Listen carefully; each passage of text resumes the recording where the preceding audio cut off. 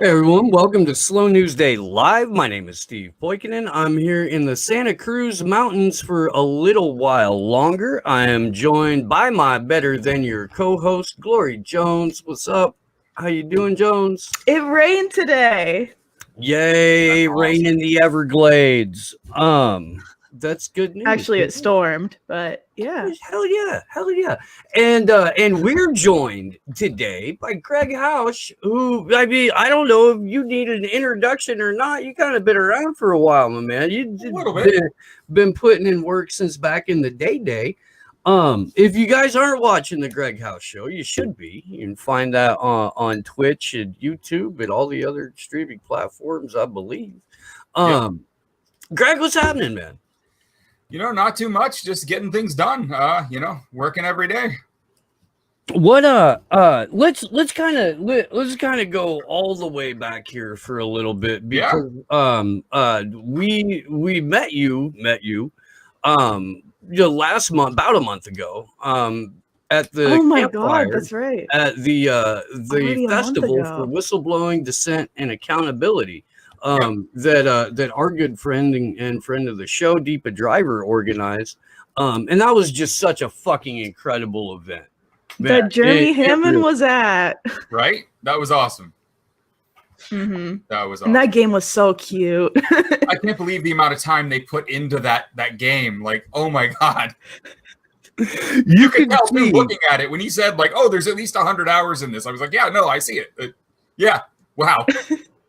And you could see Jeremy kind of like a little bit embarrassed by the amount of time that he had dedicated to that project. It's just like okay, so some friends of mine are coming over, so I may as well make the place a little bit cool for them when they get here. And he just created this entire massive virtual world with some of the coolest little features in it. Yeah, I know. Yeah, and every time we would compliment it, he would get really excited, and it was really cute and wholesome. I thought, Greg, it was a stereotype that Frenchmen would clap when they got excited, and not once, but like twice. I saw Jeremy react like that, and it fucking sent me. It did. It was absolutely hilarious. You, on that stream, broke out the original anonymous mask that you had worn in the what was it, the Op Scientology video? Well, this was the one, and it's sitting over there. When we had made the Message to Scientology video, that very kind of like first like big video, right? Like in January 2008. Over the next couple of weeks, we had to figure out what the hell to do because we thought like 100 people would show up on a raid channel, which was normal at the time. And instead, just over 10,000 people showed up in the raid channel. And we didn't know what to do with these people. So for weeks, we fought with each other about what was going to happen. And we ended up deciding on the actual protests at all their buildings. And then for another few days, we argued about what mask we were going to tell them all to wear. Because we knew they had to cover their faces for Scientology because fuck Scientology, it's a cult. But it took us literally like 30 hours of four of us. One actually slept because he's an asshole, but 4 of us didn't sleep for that 30 hours while we were arguing this one out. And then I went out to a store here local to me and bought this and put it on.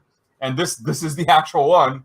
And then said, this is what we're using. And everyone agreed because we had been trying to find what was available. It had to be available everywhere because there were going to be protests all over the world. There were 143 cities in 42 countries in that protest. And so like there were some places, like there was a protest in Ghana. Like, I mean, the mask had to already be in country. We didn't have to, there was no shipping, right? And we found out that this mask was in every country, in every comic book shop, in every costume shop, at all their variations on Walmarts. And they weren't selling. So they were all in stock and discounted. So we ended up having literally no choice but to choose this mask as well. Like everyone wants the romantic answer, but in all honesty, like we chose this mask because it was the right choice. I feel like there's no romantic answer about this because I've worn this thing at protests and it is fucking uncomfortable as shit. It really is, dude. We fought for like another day about how you modify it, where you move the foam on the inside, where you add foam, what parts you cut out. I still actually have the original foam in mine, and that falls out for most people. Oh, holy shit! Damn. Yeah. That's fucking funny. No, I did. I have had to replace the foam on several of those. Like there, you go through like, okay, well, this glue melts the foam, so you can't use that glue. If you try to put some freaking tape on it, it'll like get up which against one your won't forehead make in the middle of the which day. one won't make like some sort of disgusting sludge with all the sweat you have coming from it? We ended up using sponges, sponges you would use to clean your dishes, like those types of sponges, just not, of course, the hard abrasive ones, the nice soft ones. Memory foam. Memory foam is not a bad idea at this point. I'm sure there are people making more comfortable ones, but those initial ones, they hurt. So I don't know if you saw this or not today, but the Supreme Court had a case in front of them where they were making a determination on the Computer Fraud and Abuse Act. And it actually sort of broke like the way of the people this time. And I want to get into that a bit. Go ahead. Well, it's really weird to me because one, the cop did something bad and the cop needs to be punished for what that cop did. Like accessing that database for someone else to decide whether this, outside person was an undercover. One, I mean, even if you think of it like somehow you can find yourself on the cop's side, then every other cop should hate this guy because he was definitely breaking right through the thin blue line, right? Like he was outing a possible other cop to a civilian for pay. Like, so one, I don't understand how other cops have let him live on that one. Two, ACAB, so he needs to be punished for what he did to that person. But like, it's weird to me that that we needed a cop to get the proper definition of the CFAA into law here. But the thing that I love about it is it makes AUPs, acceptable use policies, absolutely useless. Now their interpretation of the CFAA now, as of today, with precedent, says if you have accessed something on computers that your user account you were given is allowed to access, and by allowed, it means programmatically, not by some other human telling you can't. If it is programmatically allowed, then you did not violate the CFAA because you did not trigger the main clause. You did not violate any kind of access controls. The cop, even though he accessed a database for a very illegal purpose, didn't trigger the CFAA, which he didn't. I mean, in all honesty, I'm not here to defend some fucking pig, but like, he didn't, and we need this law narrowed, so it feels weird that it's a cop that gave us the narrowing of the CFAA. Yeah, and like not the death of Aaron Schwartz. It took... Or the life of Aaron Schwartz, for that matter. Yeah, I reached out to Demand Progress like literally the second this happened and said, so here's a precedent that would have saved Aaron's life. And they put out a statement about an hour ago, I think, maybe it was about 2 hours ago now. Just basically saying that exact thing. Let me see if I could pull that up real quick. But yeah, it's Aaron is still missed by everyone here in the Boston area, like all of us activist types. He's every day we still, the thing that Aaron gave us above anything else, above just his sheer genius, was all of us, like when you look from like 2008 to 2012, like in that range, when you see so much getting done, and a lot of it was focused around here, like with me and a few others, right? It was because Aaron was here making us look bad. Every day he was getting like 500 more things done than the rest of us. And we'd meet up to hang out and talk about shit that we were getting done. And he'd always just like be so much better than us. So we all felt like we had to get more shit done just to keep up with Aaron. And like just even losing that was like another thing that is one of those losses that most people won't understand. But the way he drove the community here was amazing because he wasn't leading it. He was just, by example, making us all work harder. Yeah, and I found the statement on Demand Progress's Twitter. Don't know if this is the official one, but it's from their Twitter. So, following the Supreme Court's ruling today to restrict the scope of the CFAA, Demand Progress issued the following statement. Earlier this year, we marked the 8th anniversary of the passing of our friend and co-founder, Aaron Schwartz. an incredible young man who left us much too soon. His legacy as an activist and technologist lives on, inspiring countless thousands across the world to this day and catalyzing Demand Progress's ongoing fight for democracy and justice, said David Siegel, executive director and co-founder. Aaron took his life at the age of 26 while being threatened with decades in prison under an absurd and overly broad interpretation of the Computer Fraud and Abuse, or CFAA, for allegedly downloading too many academic articles from the JSTOR cataloging service using the avowedly open campus network of the Massachusetts Institute of Technology. Nothing can ever bring back Aaron or the gifts that his unique talents and prolific work ethic would have brought to this world. Still, we are pleased that a small sliver of justice has been delivered today by the Supreme Court's ruling to restrict the scope of the CFAA. Demand Progress has worked for nearly a decade to reform this law, and we will continue the fight to ensure such laws can no longer be dangerously abused as they were by prosecutors in the tragic case of our friend Aaron Swartz. Yeah, there we are. Can we talk for a minute about how the CFAA came into being? And just because let's be honest, it's cartoonish on its face that a cop. Your background image is the same background image I use when I'm on Zoom calls and other Disney calls and everything else. Like I have nearly that exact same image, the War Games image. Yeah, this is from what would have come up if my green screen was functioning here. For people that don't know. When you see me on my show, you see the This Is Fine, like news studio looking thing. But everyone who's on my show with me sees that background because they're seeing, my other camera. Everyone who doesn't know this should really understand why the CFAA is so bad. One, it was written when the internet didn't really exist. I mean, it did, but as a very private, 50 researchers on the planet had access to it kind of network, It was written by a bunch of senators who were spooked by the movie War Games. Like, they even all admitted it. It was like, we saw that movie and we think that's real. Oh, crap.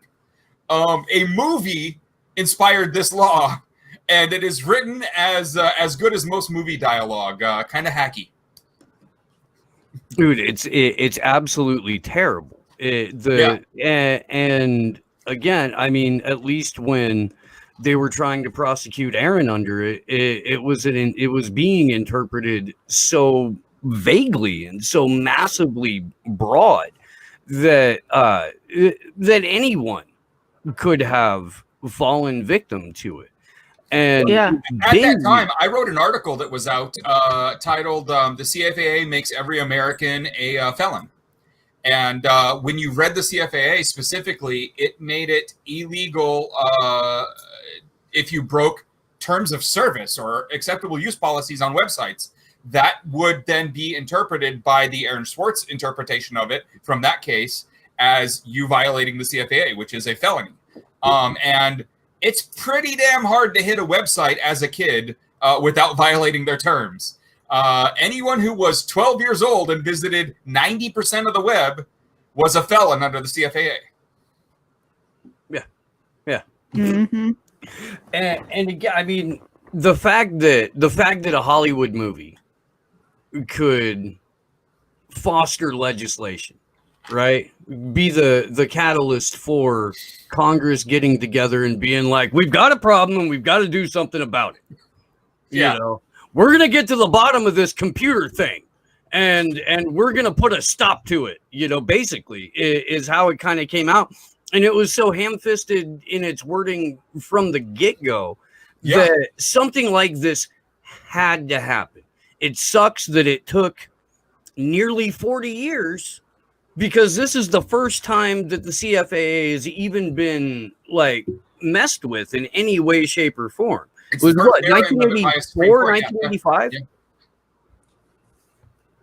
And nothing, nobody had ever bothered to look at it. Nobody had ever bothered, even after Aaron Swartz. Nobody had ever having their broad tools. They like being able to put anyone under that kind of pressure. All of this, under Eric Holder's changes to the DOJ, it was throw not the 2 charges we think he did at him, throw 50 at him, and then he'll plead to the 2 that we want him to plead. And with that, they need broad tools so they can make it fit under that law. So they did, like, the reason some of the conservative justices like Thomas Alito, like the reason they dissented wasn't because like they're dissenting because they actually believe it. They're dissenting because they want to keep their broad tools. They're bastards.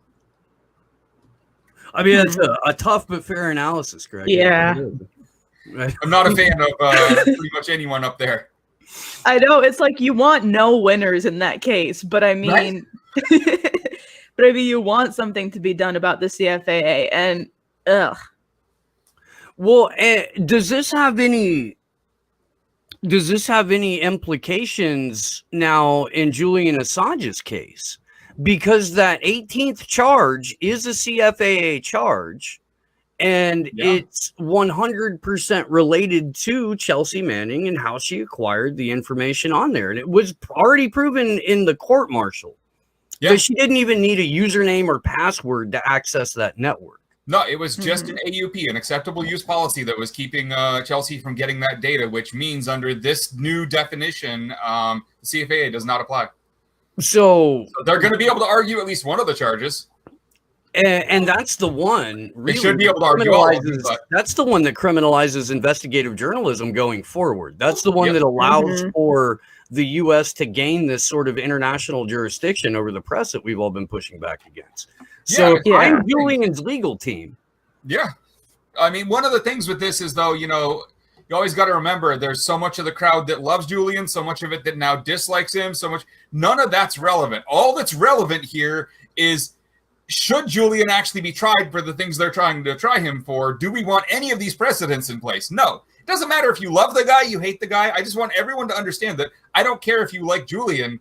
You don't like these laws.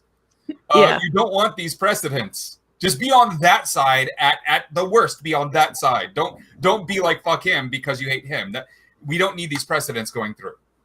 Yeah, it's like we don't want the Espionage Act to be broadened the same way the Computer Fraud and Abuse Act was. Like, we don't want that to be we don't want to give that the ability to be a tool to be used against publishers and journalists. Yeah.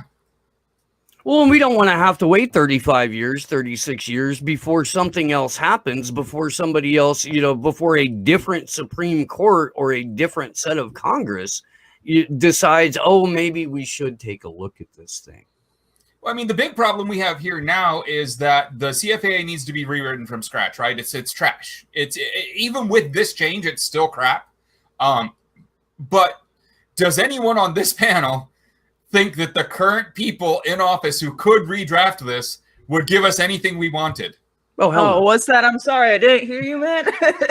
Yeah, no. So, like, where does that leave us? Well, I mean, where it leaves us is with a conversation about whether or not we have free and fair elections to begin with, whether publicly financed, privately owned elections are going to be a valid mechanism for substantive or lasting change. And I mean, I personally don't think so. I personally think that we have to, you know, do a number of things in order to find some sort of change. But I know that continuing to vote in a rigged system inside a duopoly isn't going to be it. I've been a member of Fair Vote since 94. Fair Vote has been pushing for ranked choice voting since then. And, you know, one of the funnier things that people might not understand is Fair Vote, one of its founding board members way back then is Krist Novoselic, the bassist from Nirvana. He started pushing money into and the fight for ranked choice voting in the early 90s. He's been on this battle that long, and a lot of us others joined, but it's been a tough battle. But I think it's one piece of it, right? You need ranked choice voting so third-party votes don't just take from the main parties, which will stop the main parties from attacking the third parties so hard because it won't be worth it to them. But then you need Citizens United removed. You need so much campaign finance reform. And then you specifically need public financing like they do in other countries, which limits the amount of money they can even spend on campaigns. There's you need open source software too. Right now, all voting machines and tabulation machines are proprietary, so nobody knows the source code. It's not secure at all. I mean, like, people hack into our election for fun. Remember what happened in Ohio for one of Bush's wins? People literally went to jail for the fact that they paid one of the programmers building the machines to actually program in a backdoor that would flip votes. And it was after he had already been sworn in as president, so they couldn't do anything about it. Any recounts or anything else. The way the law worked is the election was over. But the people who did it could go to jail for actually, paying to get the code changed. There's video literally of the programmer who did it in court explaining what he did to the hardware and software to make it capable of allowing them to flip all the votes. So, I mean, it's not like this is crazy or crackpot. Like, this literally happened, and there's video from open court of a programmer of one of these machines as people went to prison for it. Like, I mean, this isn't crackpot. This isn't like what they're doing down in Arizona, where it's obviously just a complete, farcical recount, right? Like, this is real. We have friends in LA, Pasta and Feed, the convo couch, that went down to Arizona, and they wanted to see the shit for themselves, and they're left with, again, just wanting a transparent election process and a full audit and the ability to see the source code for these machines. Like, that's really, like, the circus around the Arizona audit designed to be a distraction. But the audit itself isn't using any best practices. There's no security on the actual ballots. There's no real process to how the counting is going on. Multiple counters have talked about their method of counting and reporting all being different. Like, there's no standards. This could be done correctly. It's not hard to do an audit. We have hundreds of years of standards of how you do audits. My problem with it isn't that it's being done. It's that it's being done by a freaking, circus. These people don't know what they're doing. They hired the wrong people to do the audit. Yeah. Audits are fine by me. Like, let's go. But, like, no. To me, that signals that they're not serious about finding out any answers to begin with. So if you're going to go and you're going to hire a freaking, I basically, like, some sort of, like, fly-by-night or 100% biased organization. If you're going to hire somebody with a political axe to grudge, I don't believe you're serious about what you do. Mm-hmm. Yeah. Because, like, I was just going to say real quick, because even if that's not your bias, it's like you want that cop out. Yeah. But then the real question is, if they did it knowing, like, if they did it knowing that this is dumb, they knew that team was going to fail, there's no way anyone would believe the results and all that, then why are they doing it? What's the distraction for? And that's definitely something that we have no idea what this specific distraction is for, but I would love to know. I think that it's something that I've been thinking about a little bit just on my own, Yep. But as distrust in government impossibly grows, as distrust in the media impossibly grows, and the election process and all of that, it would be remarkably easy for a well-funded, well-branded organization to step in and say, we have the answer. In fact, we wrote a book about it. It's called COVID-19 and the Great Reset. And we're going to put it forward as a solution to these problems. We're going to make a mega state to solve problems of empirical, or a one nation state becoming an empire. Right. And so we're going to roll out across the board UBI. We're going to do it through a digital dollar, Greg. We're going to put it all on the blockchain so you can trust it. And we're going to attach behavioral conditions to how much UBI you get, when you get to accesses, and what you get to spend it on. Like the Chinese social scoring they're doing now. 100%. 100%, which is helped backed by Google. Yeah.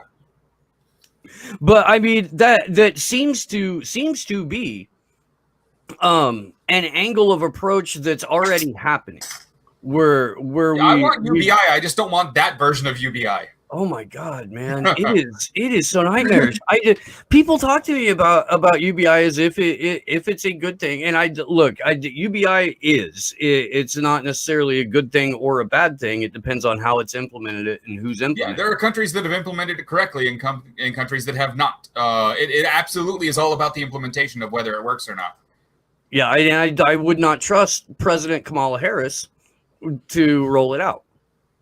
Yeah, either would I. I mean, I still have real problems with the fact that during all of these, like literally in the middle of all of the police brutality protests, right in the middle of it, the heart of it, that's when they decide that we need a self-described top cop as VP. Yeah. Running alongside the fucking segregationist. Yeah, exactly. Like, come on. I mean, I'm far left. Like, I'm Dem Soak. I'm way the fuck over there, right? But like, and so this idea that they are in any way on the left is bullshit. Those two are right of center. 100%. To the point to where one of them quite literally wrote the most draconian right-wing crime bill that the West has come forward with in history. Yeah. And also, the Patriot Act, also the guy who stood on the floor, bringing everyone together, spending hours on the floor arguing with the Democrats to get them to vote for the war. That video is fun to watch. Like the guy who gave a eulogy at Strom Thurmond's funeral. Yeah, that's the guy we need during this. You don't have to be a Jew to be a Zionist. I'm a Zionist and proud of it. If there isn't an Israel, we'll create an Israel. That guy. That guy. I still can't believe that he stood on the floor back when he didn't have hair and he had bad teeth and he didn't have great skin. And said, if there wasn't an Israel, we would have to create an Israel. It's insanity. Like, when they say the quiet part out loud, that's when people should pay attention. People never pay attention to that. They pay attention when he's talking about, like, let me tell you about my dog, or like he'll start off with some anecdote about something that will invariably turn racist or pedophilic. And then we're supposed to ignore the racist-y bits or the kid-fucky bits and focus on the part where he was holding an ice cream cone or some shit like that. Yeah. It's insanity. But again, it's all down to how comfortable the average white American in the suburbs is, right? Until they're uncomfortable, we aren't getting anything we need here. Until they feel the same pain that, everyone else feels, I don't see us getting much change. Well, and they just got to spend the last year plus totally avoiding humans 100% under the belief that every person in their community is a potential disease vector or domestic terrorist. So why would they be incentivized to do anything but stay in their house and play into this constant manufactured confusion, these narratives that further divide everyone in the working class and prevent us from having any sort of meaningful dialogue because everything's fucking politicized. Well, one of the things I don't know about going to that protest. I don't see a lot of social distancing there.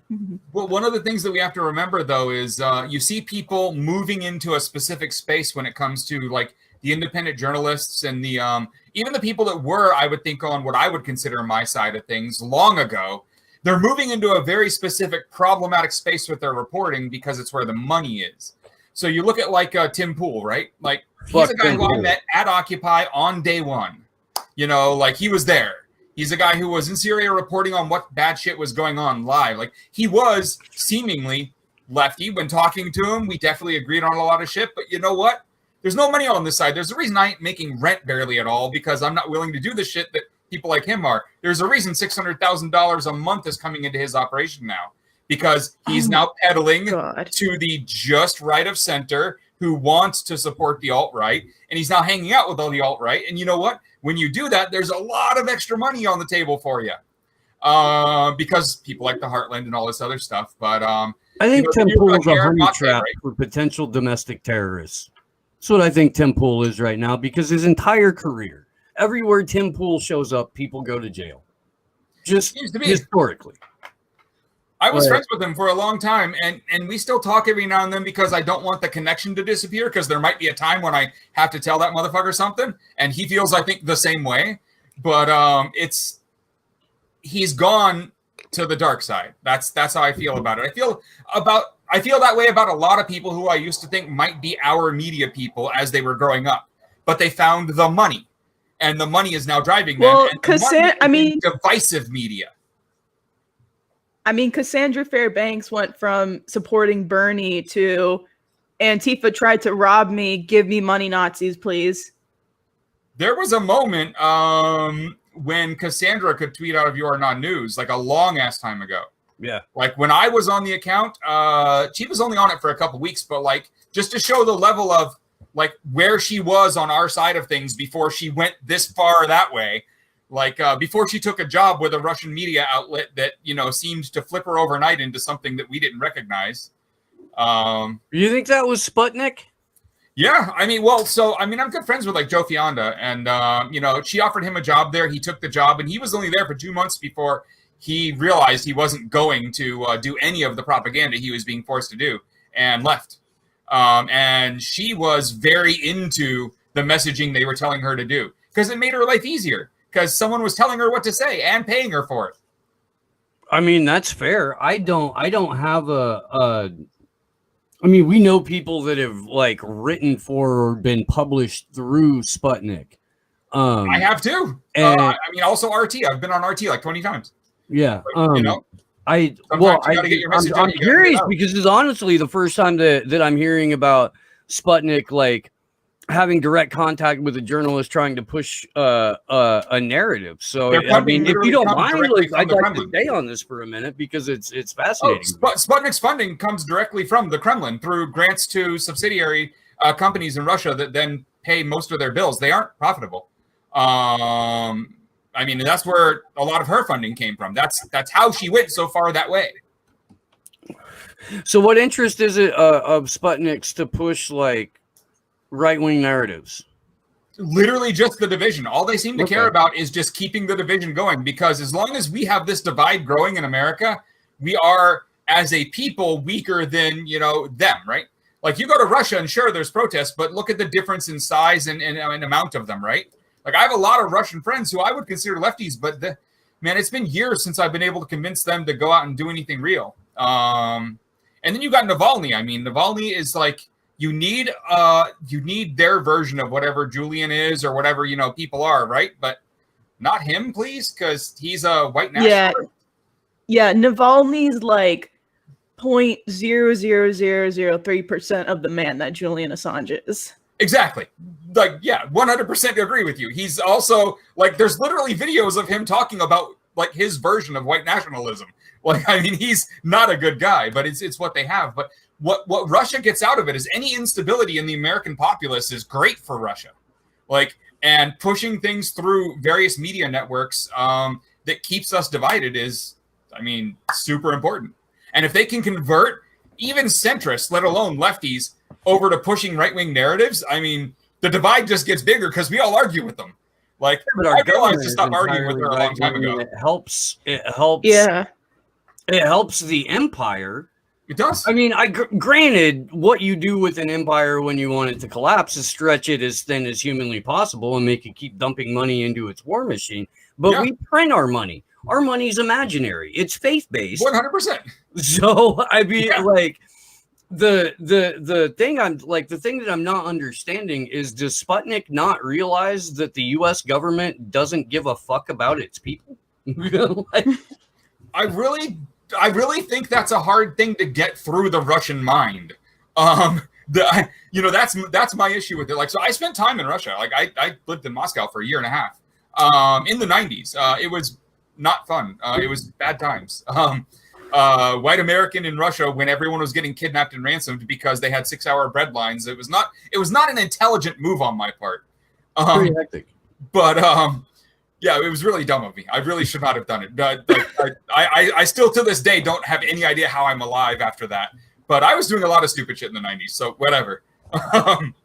But like knowing a lot of Russians, even like I'm friends with the people who run the Russian film festival that happens literally in Red Square. So like, and I talk to them all the time, and I really think it would be hard for anyone over there to kind of pull apart the fact that the U.S. government doesn't care about its people, and the people are really all pissed off at the government from both sides. They seem to still think there's this cohesive thing here that there isn't. And so they're still just keeping the divide growing, which is just horrible. I mean, because it's not hard to divide us, right? Obviously, that's why it's been the strongest tactic since humans have been humans: divide and conquer. No, that's fair. I fucking I'm trying to remember what her content was coming out of. But I don't want to make this about Cass. Fuck Cass. I mean, exactly. Fuck you. It's just but that's interesting, man. It is, because most of the time, at least from like the Sputnik writers, it's general like competent national security information, or so which again, I would imagine. Huh? So is most of the stuff that goes across RT. I mean, I've gone on the network because they let me say whatever I want. They don't censor me. They don't hand me talking points. And I'd like to reach the audience. I don't really care because they don't pay me. So it's not like I'm taking money from some, Kremlin-backed organization, which we also know RT is. I mean, that the paperwork has literally been made public on. They were fined for not registering as, an actor of a foreign, nation. So like, but like still, like, that's another big piece of it, though. They build up this how do you put it, kind of credibility with all of us by also saying all the shit we want. Like they get to do that while the subterfuge of all of the division happens at the same time. They cover all, like, those two organizations cover a hell of a lot of topics I care about, and they do that on purpose. Like, it's very well targeted. It's as good as Fox News is targeting in the 90s, building up their right-wing base and building up, their rural base. Like, it's that same level of skill. Huh. Cool. That's how I see it. Yeah. Fuck it. Yeah. I mean, I personally, like, I don't think that we're ever going to fall under, the iron rule of the Kremlin. Oh, neither do I. So while it's happening, I'm going to enjoy that shit. Like, yeah. I mean, you look at the economies; they're number 7 now, and we're still, up top there. Like, this is also partially the flailings of an economy that used to be number 2, and a military power that used to be number 2 that realizes it's number 7 now. Like, the Roman Empire at the end, as it was flailing, didn't stop and pull everyone home. They kept sending people out to war. Like, I think this is Russia dealing with the fact that it has lost so much. Well, I mean, that's kind of where we're at, too, because America is very much a failing empire between all the instability and the division and, like, just the sheer suffering that happens throughout this country and throughout the world as a result of American imperialism. So it's like, I think we're very much reaching that point, too, where a lot of people haven't come to terms yet with the fact that, America is a failed state, and the elites, the predator class, the oligarchs in power are very much trying to grasp on to what they have left, which is where we get, like, the Great Reset and Agenda 2030 and the Fourth Industrial Revolution, everything with the World Economic Forum. Yeah, well, I mean, so this is democracy 101, right? Democracy, when you have this form of capital being used, it's if you look back at the first actual democracy to use the word democracy in Greece, they specifically did the exact same thing twice. So I hope we don't do it twice, but they did it twice. They got all the way to the point where the oligarchs were making this much more money, where the pay gaps were this wide, where the people talking to everyone in the squares were actually controlled puppets of the state, where they were doing way too much war on the outside, and the people revolted. And in the first revolt that overthrew the first Greek democracy, where the city-states were actually combined into a council and everything, when the people rose up, they killed everyone who was rich enough to even own property. Like, they just went, fuck you all. And that seems to be what the people here are building to. And the problem we have now is, back then you could get away with that because you could just pull out your swords and charge at people. Now they're going to get their riot cops out in between us, and they're going to threaten, all their wonderful wartime tools on us. And I don't know that we can do that same tactic this time, but they're definitely building in that exact same direction. Like, there is historical precedent for where we are with the exact same gaps, with the exact same wealth concentration, with the oligarchies. Like, this will be the fourth time this has happened to a democracy of this size on the planet. We can look back and watch each time the people rose up and murdered all the oligarchs. I don't know if we get to pull that off this time. I mean, I'm not encouraging anyone to go do it, not without the military and not without most of the cops. And that's the shit end of the stick. And I don't want the same state that they want. Right. So I don't want to be on their side. So that becomes the thing. It is stopping the U.S. empire, bringing that to a halt. It is looking at ending it as the reward worth it, or do you have to have a ready-made society to replace it with immediately before you can even come together to shut the fucking thing down? Because where I see it, like stopping the duopoly is the reward. Then we get to figure out what kind of society we want as a result of that, but we don't get to determine it until we stop the fucking thing. Sure, but you run into one interesting problem there, and it's institutional memory, right? Like, when a new congressperson comes into Congress, it takes them months before they even have wrapped their head around the very idea of introducing a bill. Like, it takes them a while to get to the point where they understand all the intricacies, the offices they've got to go to, what their aides need to be doing, all these things, right? And that comes from literally them talking to other people in the Senate and other people, in Congress there. And the knowledge kind of flows through the people, even if it is all actually written down somewhere. It's written down in, obtuse language and books this thick, it comes through the people, right? So, like, in Greece, when they did this, they had one problem at the end. Everyone who, and this is going to sound really bad, but everyone who was intelligent enough to run an operation at the scale of a city-state was now dead. Everyone who knew, like, how to calculate, this is the amount of grain we need in stores for this coming winter for this size of population, and here's exactly how much land. Everyone who had that skill set was now dead. All the institutional memory was gone. And so whatever we do, plan beforehand, but we've got to figure out ways to keep the institutional memory. And I think an important kind of example of that is Tunisia, right? The Arab Spring. When we were, deep in work with these people, and we were hacking the living shit out of everything, we were also working with all the people on the ground. And so it was a 24-hour op where, 24/7. I mean, it was just every single hour we were in there. We were taking naps in between. But one of the things that we got into a really interesting conversation about with the people who ended up remaining in power was a guy showed up, and this is funny. He was the sports minister. So he was the guy who was, like, in charge of, funding for their soccer team. So we thought, right? But it turns out that the sports minister was more of he needed a role name that looked official, not a real. He didn't know shit about soccer or football. He was actually the guy who knew where everything was. So he showed up to the protest side the second he knew Ben Ali was going to flee, and said, look, I realize you have everyone lined up for the firing squad. You want to kill everyone who was in power under Ali. Let me live. And his offer was, I know where the keys are to every safe. I know how to get into every bank account. I know how our laws work and where they are so you can reintegrate and change them. I know all of these things that you're going to need to know. So I will work with you. You can keep me, like, house arrested for all I care. Just, you got to keep at least one or two of us around or you're going to fuck yourself. And I thought that was a really interesting moment because they agreed. They were like, oh shit, yeah, you're right. I kind of do need to know where the key is to the safe in his fucking mansion. And he was like, I know the combination. It's like, yeah, okay, let's go. You can stay. We have to think about that when we think about changing everything, Yeah.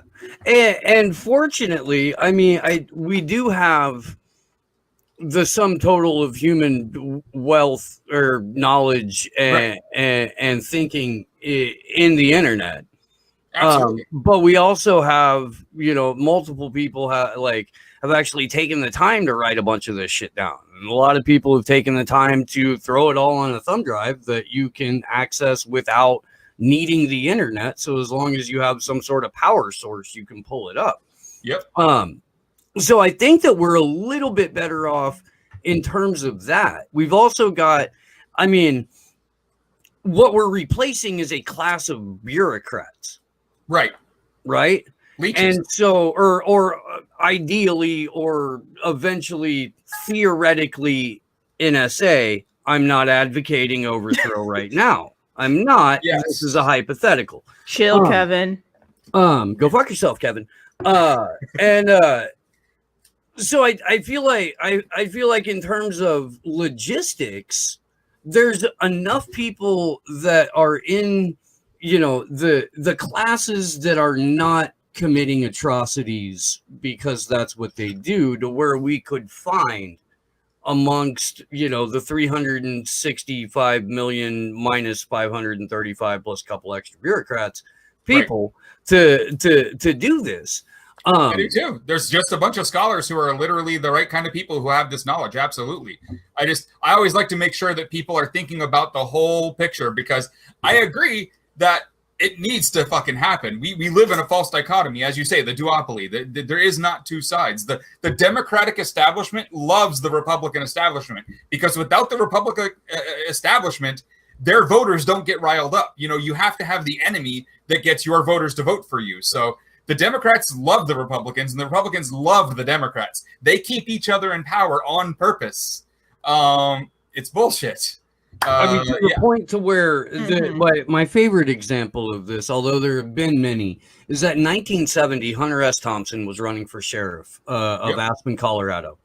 He invented a political party. It was the Freak Power Party. And he shaved his head bald, which was outlandish at the time, and went and ran for sheriff.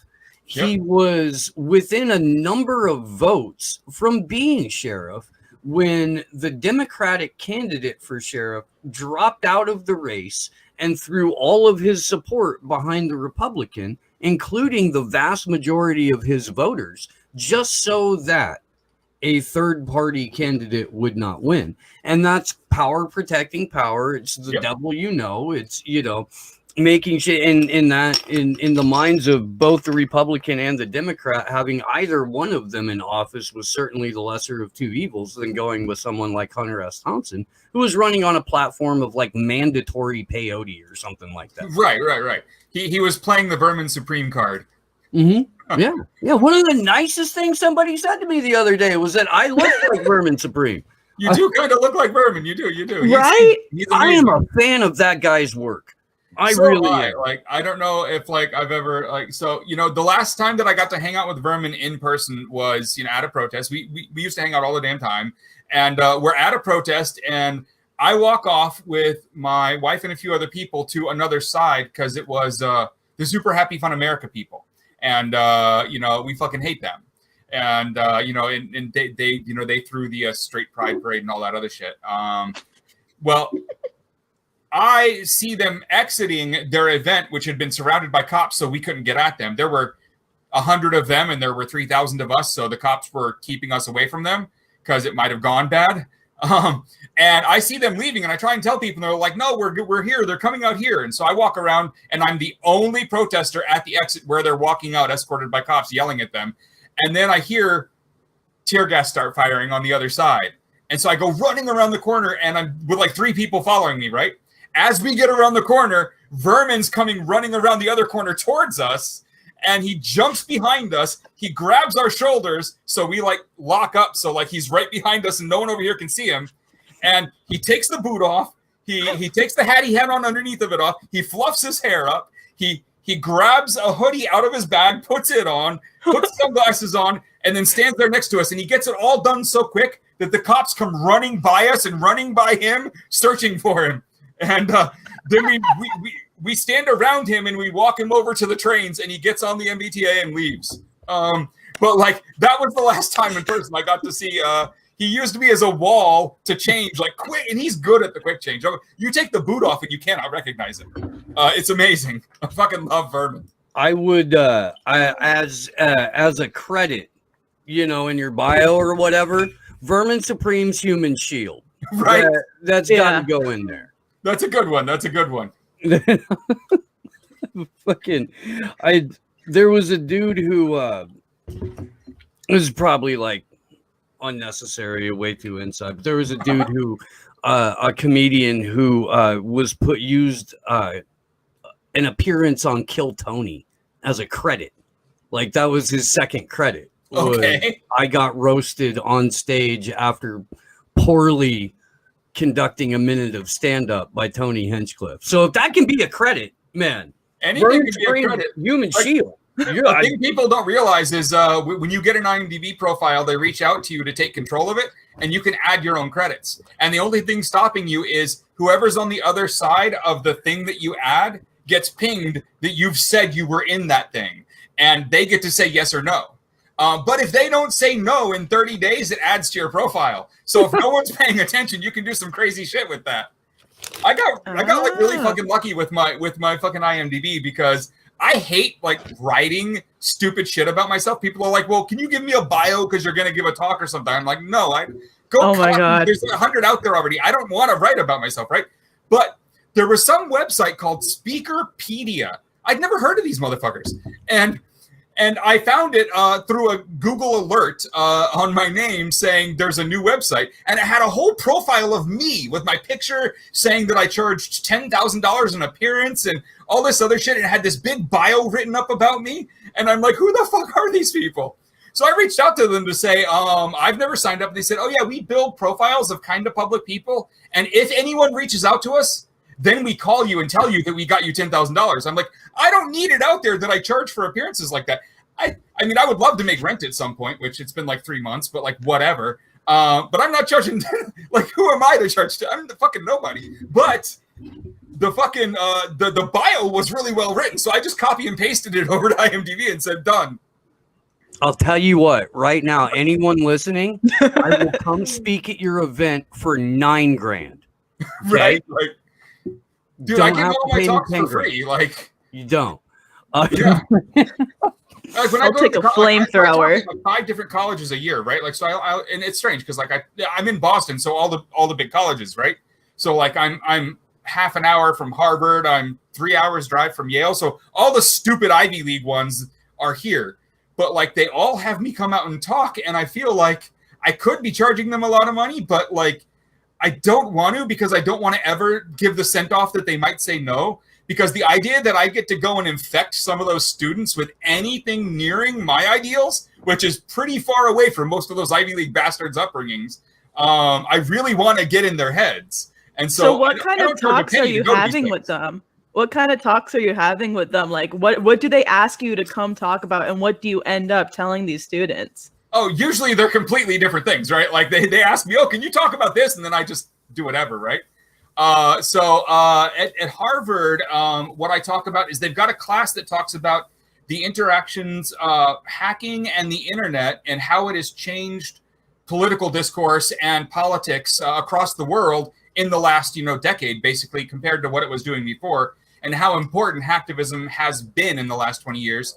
And they teach it to a class on media and politics, and it's a class for people who want to not be pundits, but they want to work in the idea of, getting politics and media to actually be anything nearing what we're supposed to have, which we don't right now, as we know. And so I get to go there and talk to them about, and here's the things we did, and here's why, because we don't give a fuck who says we can't. And I get to talk to them about anything they're telling you here that you're not supposed to do. Ignore all that. The rules are for chumps. Just don't get caught. And, I usually give that kind of a talk. The Yale one that I did last was my favorite, though, because I fucking hate that school, and I hate like everything that's like so pretentious about it. Although I've had a couple friends now that have gone there, and they aren't the worst of people. But anyways, fuck that place. They invited me to come down to this fucking, and they wanted just to have an understanding of what hacktivism actually is. And they said they were going to set up one of their halls, and I'd get the stage, and they'd invite all of their everything from history to media to like 10 different, course loads of people into this thing and see who would show up. And I said yes. And then they said, great, you're going to have to develop your talk and then send it to us for review. So I ignored that last email, and they had planned this because they're Yale. They're that type of person who knows how to plan things. And they planned it like 6 months out, right? I don't know what a calendar is. I mean, technically I do, but I have no idea how to use them. But like, so like 3 weeks in, they're like, hey, have you started on it? Do you have anything we can read? And you can tell they're nervous about inviting me, right? And I don't respond to it. 3 months in, halfway, are you still coming? We haven't heard from you. And then the big ask about, here's the materials we're going to need to know about what you're going to say. I responded with, yep, I'll be there. That was it. And so a month before, same email comes in, yep, on my way.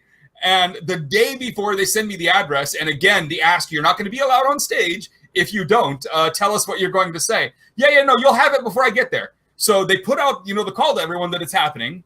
So I don't give them anything. I show up, and here's the best thing. I drive up behind the hall. It's like a 3-hour drive to get there. So, I'm just rocking out to music the whole way there and just thinking about what I'm going to do when I get there when they don't want to let me on stage, right? And I walk in the back door of the hall, a security guard standing there, and he's like, who are you? I show my ID, and he's like, oh, great. You're the only person I'm allowed to let in the door. So my job's done for the night. And so I go in the door, and there's the curtains that go around the back of the stage, right? Kind of like this green screen here. And standing off to the side over here, blocking the only entrance from the back without moving the whole curtain out of the way, is the teacher who had invited me and the professor who had invited me and the dean. And they're standing there in the way of my entrance onto the stage with this look like, all right, he's going to have to walk through us to talk. And so I walk over and I walk right up and I put my hand right on the side, right on his shoulder, on the dean's shoulder, and just step sideways and keep going and said, hi, how's it going, guys? And I walked out onto the stage before they could stop me. And they turn around with this look like, what the fuck does this guy think he's doing? I grabbed the mic, and it was one of those stages where it's like 6 feet off the ground, so you can hang your feet over the edge. I grabbed the mic, I took it off the stand, I put my feet over the edge and sat down and asked the crowd what they wanted to hear about. And after waiting a minute, one person in the crowd said, well, what did you come to tell us? Like, I said, I didn't even read why they asked me to come here. I have no idea why they wanted me here.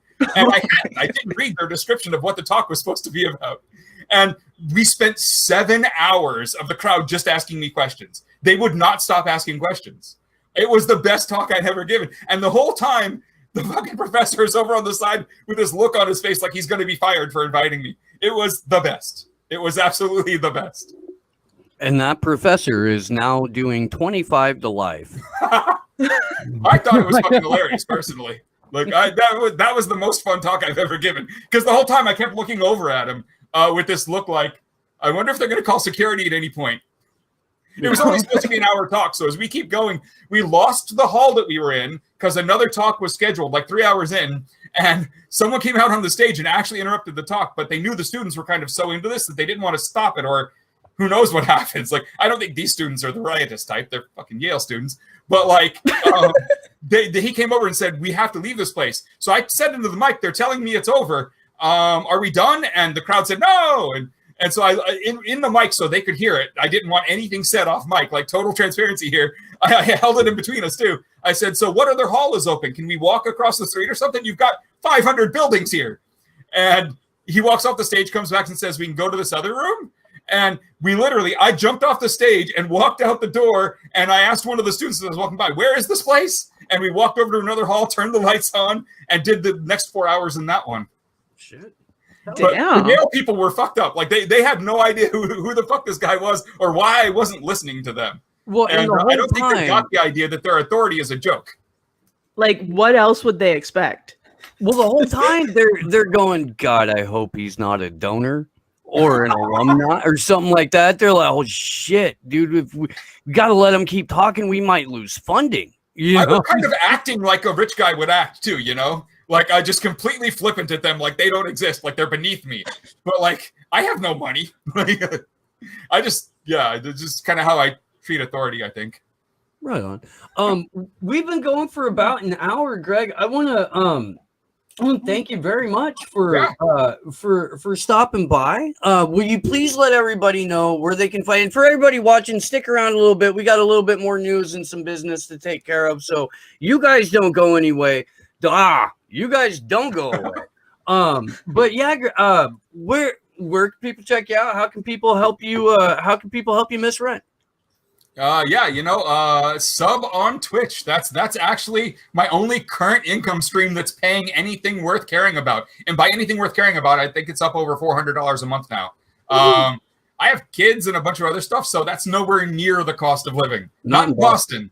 Twitch.tv/Gregg Housh. Twitter, it links to me on there with my stupid verified account, thanks to Jennifer Emick. If anyone remembers her, I do want to say this. If anyone wonders why I have a verified account, it's because Jennifer Emick went on Twitter, posed as me, faked a lot of crimes, reported them as me committing the crimes, and kept doing it to the point where Twitter was so upset that they couldn't take it anymore, that they asked me if they could verify an account and would I sign up so they could do so they could prove which one was really me. It's literally the only reason I'm verified. I have no other reason. Awesome. I mean, it was fun. I mean, I was entertained by all of her tricks. That's hilarious. Well, make sure that you're catching up with Greg on Twitch. I do appreciate it, man. Let's do this again sometime. Dude, I'm love it. Happy to come back anytime. Oh yeah. Yeah. All right, bye everyone. Take care, bro. See ya. Gregg Housh, everybody. So me. I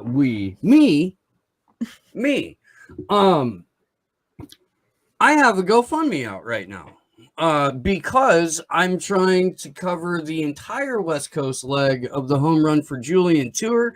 I'm gonna film all of it and then put that out as a 45 minute long documentary to kind of accompany all our ongoing campaign to have charges against Julian dropped, to have him out the fuck of Hellmarsh prison.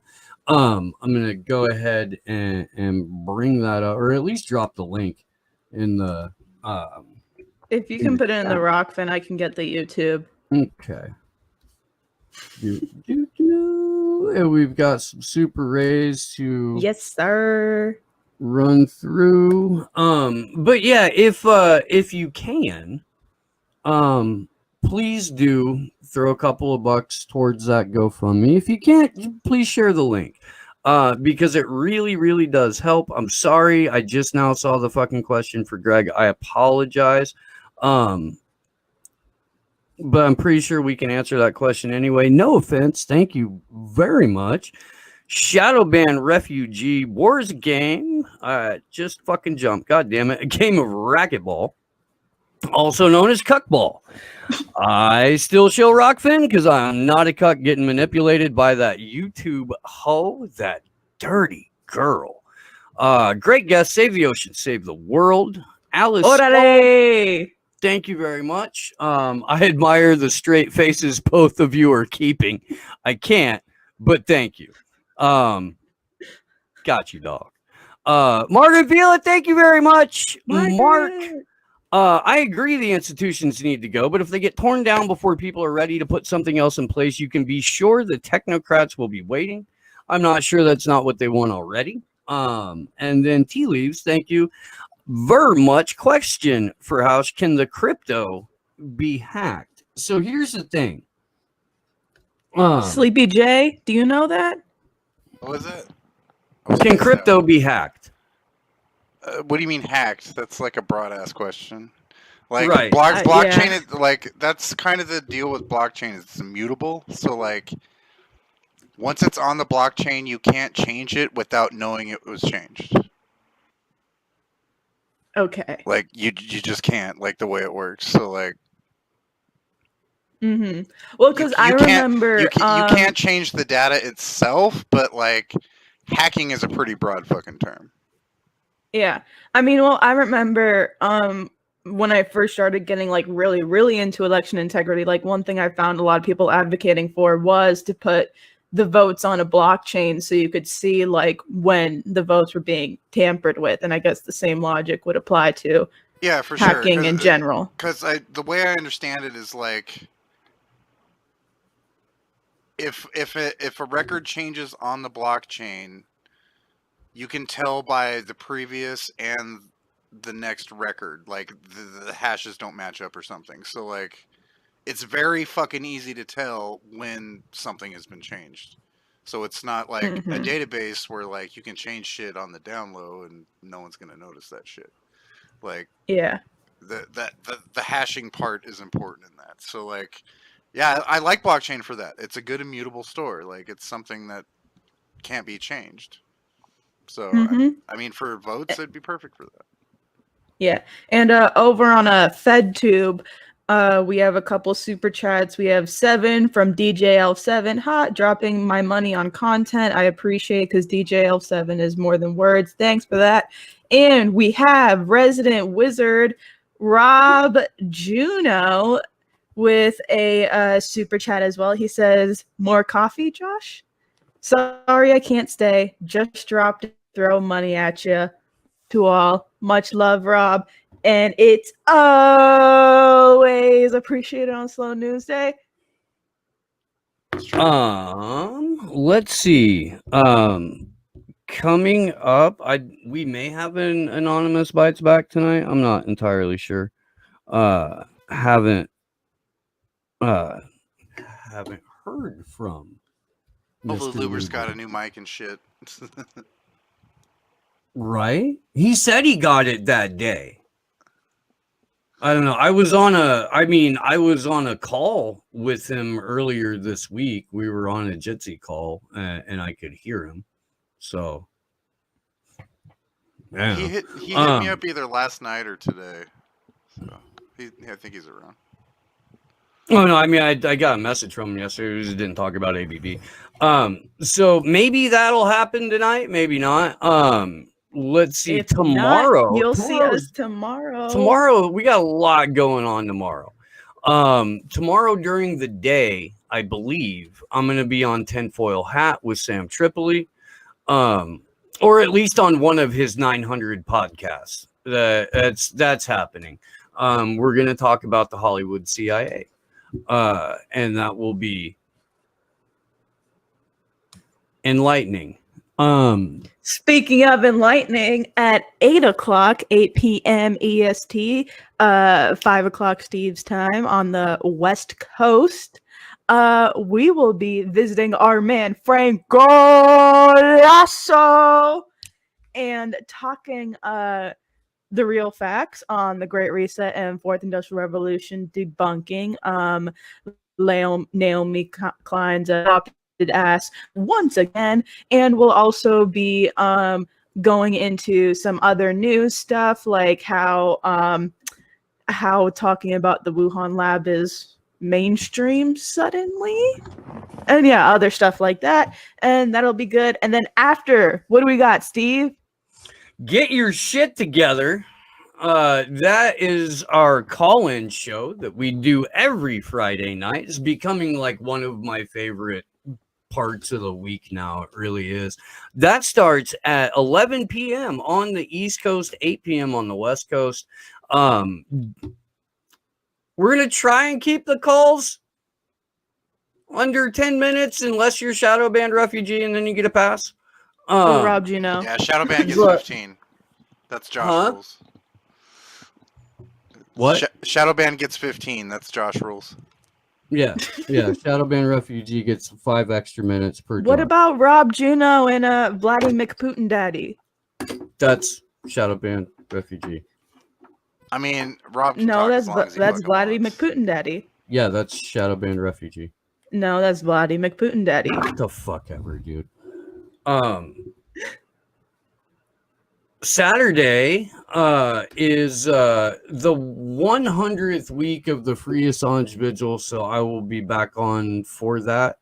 And then Aftermath FM is doing like a Union of the Unwanted style special stream. So if you're not aware, the show got picked up on Aftermath FM once a week. We have which allows us to broadcast on iHeartRadio. I wonder how. And Josh, I got to talk to you about stuff, Aftermath stuff. I just had to say something or I was going to forget. We're going to do a big old show. Clyde Lewis, Kev Baker, me, Jimmy Jean, everybody else on the network. That's going to be fun as fuck. Sunday, massive panel here on the show. We're going to have the Liberty Lockdown podcast, Reed Cloverdale, Magnus Panvidya, Jason Burmis, Sky Daddy, couple other people, I think. It's going to be involved. While we're doing that, Glory Jones will be preparing to go to the kickoff rally for the Home Run for Julian tour. This is, again, John and Gabriel Shipton, Julian Assange's father and half-brother, are in the United States of America. They're going to be here all month. They're doing a multi-city tour to raise awareness about Julian Assange. They're going to start in Miami. And Gloria, if you want to pick it up from there. Yeah, no, I mean, like Steve said, in the evening on the East Coast in Wynwood, we will be having an action with John Shipton, Julian Assange's father, and Gabriel Shipton, Julian Assange's half-brother. And it will be the start of their tour around the U.S., which will end at the end of June and hopefully kind of give us an extra kick going into Julian's birthday, into July 4th, and into getting him the fuck out of Hellmarsh. So, yeah, Sunday is when that starts, and it will be Wynwood at around 7 p.m. So, yeah, looking forward to meeting them in person. And the tour will work its way up the East Coast. We'll be in the Midwest for a number of days. And then starting June 23rd, Denver, Colorado. So I would like to be able to make that a part of the documentary that I'm filming. I would like to be able to make that a part of the trip. I cannot do that without your help. So if you are at all able, do please donate to the GoFundMe. If you can't, man, I get it. I couldn't. So, but please do share the link. On my Twitter, pinned to the profile are alternative ways that you can do, and this is just in general. Alternative ways to donate to the show, because I know that not everybody is either on Rockfin or wants to fuck with Rockfin. May not like YouTube, which I don't. Fuck it. Why are you watching on YouTube? You should not be watching on YouTube. You should be watching on any of the other places where we stream. We're live on Odyssey right now. It's fantastic. You can earn crypto while you watch us on Odyssey. That's how fucking cool it is. If you are so inclined and would like to endorse the channel here on Rockfin, it's $9.99 a month. You get all of the premium content on the network for that 1 month payment. You don't have to pay tiered levels of membership to each individual content creator to unlock rewards. Like, that's not going to happen. I would like to, though, as kind of a thank you to the people who do support the show. When I go to do this West Coast leg, and I am filming for this mini doc that I want to put out, I will put like behind the scenes footage and whatnot up on the Rockfin and on Aftermath, because there is the opportunity to receive bonus content on Rockfin if you subscribe over there. I think it's like $5 a month over there. I'm actually gonna start paying attention to that now that we're on the platform and we've already fucked up once. It's a lot, man. It's a lot. What else do we have coming up? I think we just get to hang out and do the news on Sunday afternoon. I don't think we have a guest. Union of the Unwanted on Monday. I thought you had Stevie. What was Sleepy's? Oh, that's right. Stevie is going to be on with us. That's right. So it is news. We're going to be diving into all of the Jobs Reset Summit that the World Economic Forum held yesterday and the day before. Redneckonomics. So yeah, dude, big shout out to Stevie. And if you guys aren't already, go sub Redneckonomics over on the YouTube. It's good. That Stevie does great work, and that's why we're having her on the show. I mean, I don't really know what else to say there. I think that's it. I think it is. All right, guys. Thank you so much for hanging out with us. Thank you very much for everybody who threw super rays or super chats at us. Thank you to the people who donated to the GoFundMe during the broadcast. Noah and Emerson. I don't know if Emerson is still watching or not, but appreciate it, man. Hell yeah. Thanks to my better than your co-host, Gloria Jones. Gloria, you got anything? What do you think about the CFAA? Fuck it. Right. Yeah. I like the CFAA like I like the number 12. Fucked. Thank you to Sleepy Josh on the ones and twos. Big shout out to Ali Alexandra. We will see you tomorrow night. Hopefully we see you guys tomorrow night, 8 p.m. on the West Coast, 11 p.m. on the East Coast. Get your shit together. It is the best call-in show in the history of call-in shows. And make sure that you're hanging out on Franco's channel, 8 p.m. on the East Coast, 5 p.m. on the West Coast. That'll be fun. That's gonna be good. It is. Yeah. So we will see you guys soon. Good luck to us all. Love y'all.